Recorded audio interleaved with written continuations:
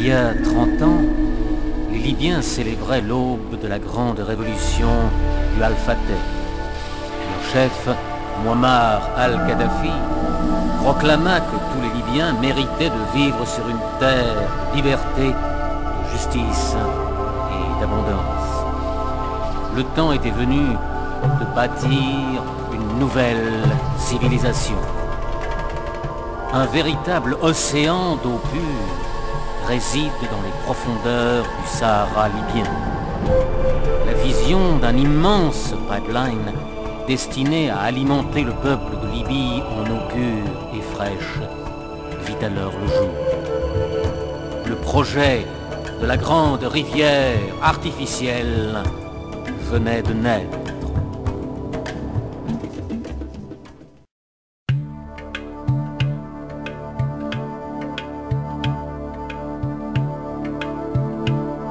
Le plus grand réseau souterrain de canalisation du monde achemine l'eau du plus grand champ de puits sur la Terre à certains des plus grands réservoirs jamais construits.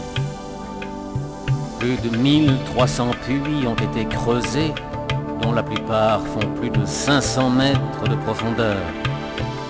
L'eau s'écoule jusqu'à la côte dans des tubes de 4 mètres de diamètre. On a fait construire 2 usines ultramodernes à Brega et Sarri. Chaque tube a 7 mètres et demi de long et pèse jusqu'à 86 tonnes. Le principal réseau d'adduction mesure 3500 km de long et est composé de près d'un demi-million de tubes. Le gigantesque programme de construction est soutenu par une infrastructure réalisée sur mesure qui va de la génération d'énergie aux communications en passant par un réseau de voies de roulage et d'usines utilisant les technologies les plus récentes. L'échelle du projet de construction de la grande rivière artificielle est impressionnante. 1 millier de puits et un réseau de 3500 km de conduites d'eau posées sur un terrain des plus inhospitaliers. Le système complet s'étend sur une superficie égale à celle de l'Europe occidentale.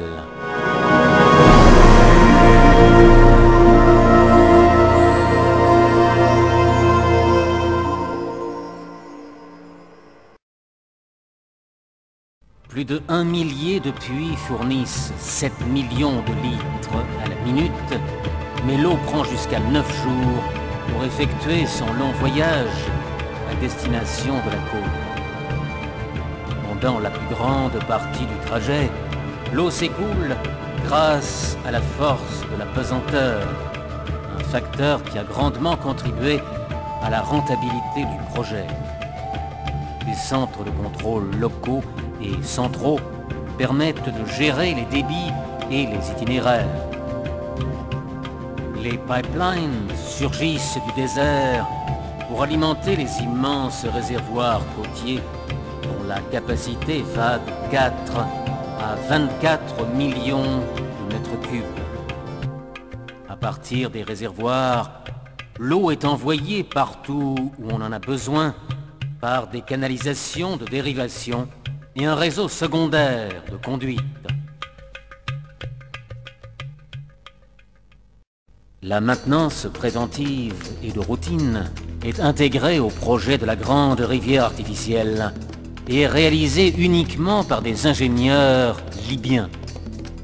Le pipeline est maintenu sous surveillance constante et la qualité de l'eau est vérifiée en permanence.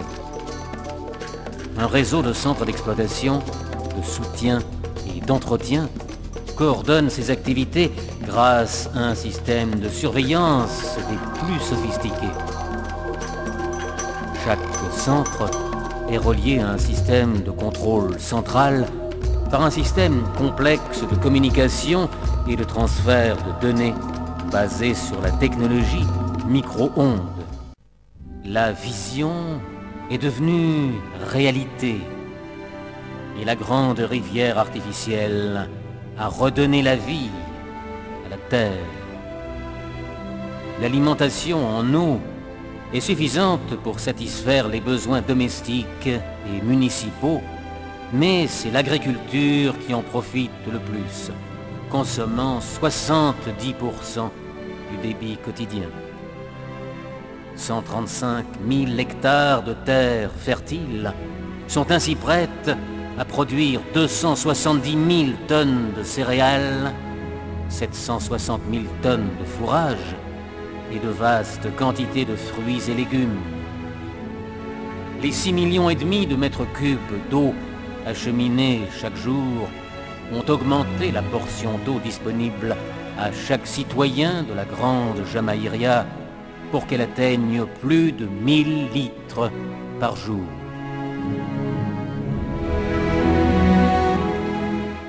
Maintenant que les réseaux de Sarir Sirt, d'Azerbo Benghazi et de Ras Soulna Jefara sont presque terminés, les travaux ont commencé sur la liaison Al-Gardabiya-Azdada afin de les relier entre eux. De nouveaux pipelines sont prévus de Jaboub à Tobrouk et de Khadames à Zouara et Zawiya. Un nouveau champ de puits est également prévu à Koufra. Il sera doté d'un pipeline de raccordement pour le relier au système d'adduction de SSTB. Par ailleurs, la tâche presque sans fin visant à atteindre les communautés agricoles les plus isolées se poursuit sans cesse. Le projet de la grande rivière artificielle suit son cours.